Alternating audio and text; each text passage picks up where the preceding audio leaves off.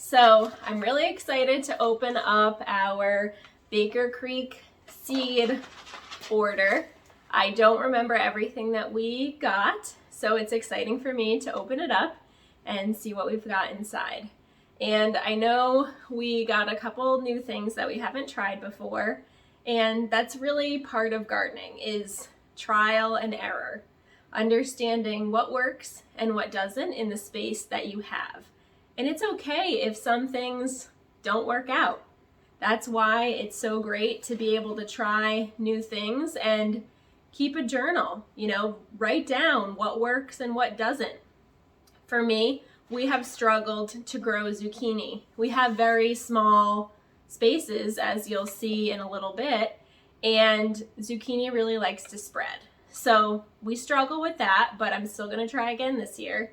And you just keep trying. And some things don't work out, and so you move on to something else.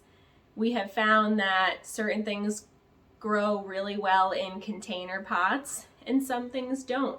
We have peas that do really well.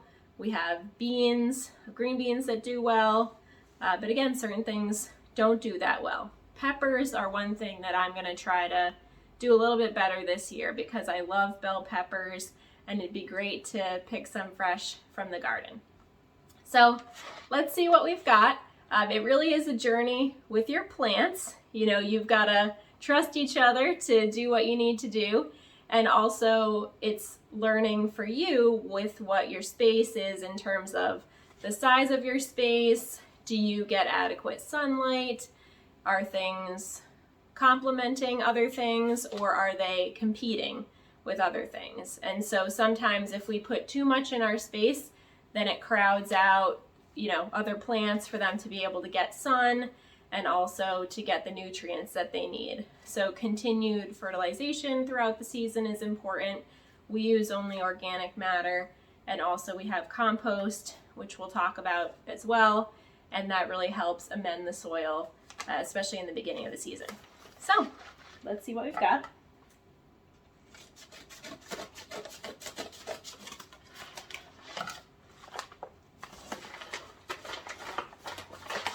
Oh my, wait a bit. Okay, so first up we have Brad's Atomic Grape Tomato. And how cool do these guys look? Yeah. I buy plants also because they look cool. I don't know if it'll work well for us, but it's worth a try. And I'm also planning on sharing some of these seeds with some of my fellow gardener friends. Whoops, because we know that there's a lot of seeds that come in one packet, and I tend to overplant seeds, and my husband will tell you then we don't have enough space for them. And so being able to share seeds with friends and family is great. It's also important that if you don't want to use your seeds all this year, you can actually freeze them, and that is a good way to store them, or just store them in a cool, dry place. Next up is these dragon tongue beans, which again are so cool. I haven't grown beans before, and I really, really want to try because as you've seen, we do eat mostly plant-based, and so it would be great to be able to grow some cool beans. And what I love too with some of these seeds is that the seeds themselves look really cool. So I'm sure those bean seeds look pretty cool. We've got peas. Like I mentioned, peas do really well for us, thankfully, knock on wood. And so we've got some King Tut purple peas. So that's cool. And let's see. Golden beets. Beets are one of my favorite things to eat, especially in the summer. I like them cut up cold on a salad. I like them warm, whatever. I do love beets, and beet greens are really good for you too. So I'm very excited about these golden beets. I have not successfully grown beets before, and the trick with beets is making sure that the soil is loose enough, kind of like with carrots, sometimes you need to add in a little bit of sand. So I'm gonna be experimenting with my soil ratios for the beets, and hopefully we'll be successful. Spinach, but this is strawberry spinach. So it's basically an old-fashioned plant that dates back to 1600 in Europe. It produces greens used like spinach, and it also yields attractive red berries that are nice in fruit salads. So we thought that was pretty cool. My husband picked this out, and I'm curious to see what happens. So because spinach is frost hardy, you know, I can plant these right now, which is fantastic.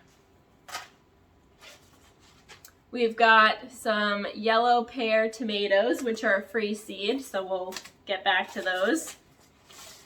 Cosmos apricot lemonade. This is actually a gift for my mom. Don't tell her. But I thought these were so pretty. So actually I'll give them to her for an early Mother's Day present. But I thought these were really pretty. Hopefully she'll give me a seed or two. We've got golden butterwax beans, which my grandmother loves yellow beans, and we love growing any kind of string beans, so I'm excited about this. Sunrise bumblebee tomato. Again, I just love the names. The names and the pictures, they're so cool and fun. And there's just a million different kinds of tomatoes. And cherry tomatoes do seem to do well for us. Actually, last year we grew a cherry tomato plant. It just sprung out of the compost that was in one of our pots and actually grew a couple tomatoes, which was hilarious. Oats. So my husband is obsessed with making chocolate oat milk, which is really funny. We love the oat milk, and we love making other things with oats, you know, oat flour. And so this is sort of a reach for us. I don't know how it'll go. I'm really excited to try though. Oats, you have to really make sure you've got the space, and then to be able to process them down to what you can actually consume. So this will be a journey for us, but we're excited. And lastly, we've got some New Zealand spinach. So we've got our free seeds, were the yellow pear tomatoes, which are great because I also love yellow tomatoes because they're not very acidic. They're less acidic, I should say. So yeah, I am so excited for all these seeds. Okay, so we've got a lot of work to do to set us up for springtime in the garden.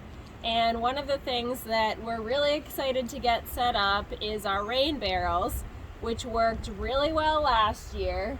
And so we've got a couple hookups. So what exactly do we need to do here? Need to take that red plug out of the gutter and hook the flexible pipe back up to it, and then we have to close the output valve so it will actually fill. And with a good thunderstorm, it fills them within half an hour. And ideally, I'd like to, you know, shorten this up a little bit because with my back, sometimes it's hard to fill the old watering can. So we can look at that too. And then maybe this year, maybe next year, we want to put a little kind of fence around this, and so have little plants hanging off the side, maybe some herbs or strawberries in a window box type situation. So moving along, we've got our garden space, and so we'll come in here and see what we've got going on. So of course there's a lot of raking that needs to be done, and taking this tarp off, which is what helps protect our greenhouse in the winter.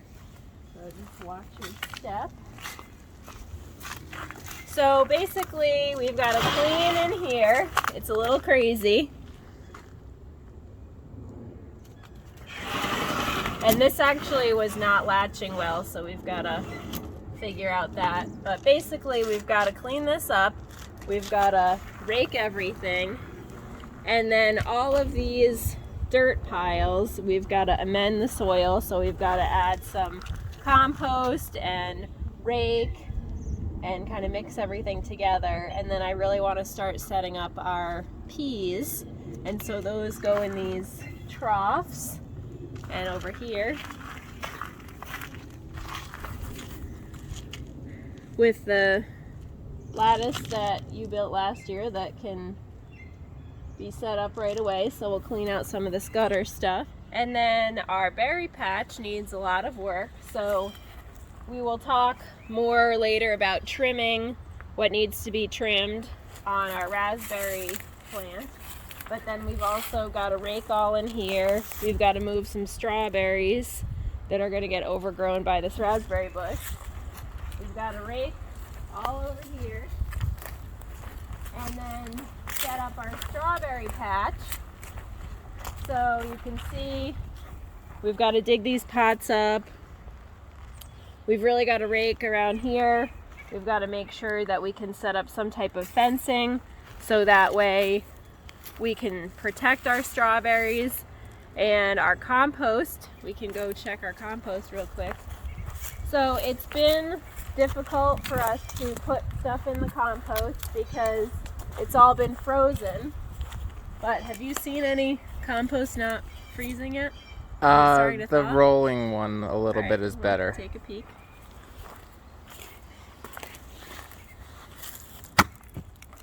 Oh yeah, look at that. Nice. Yeah, so free soil.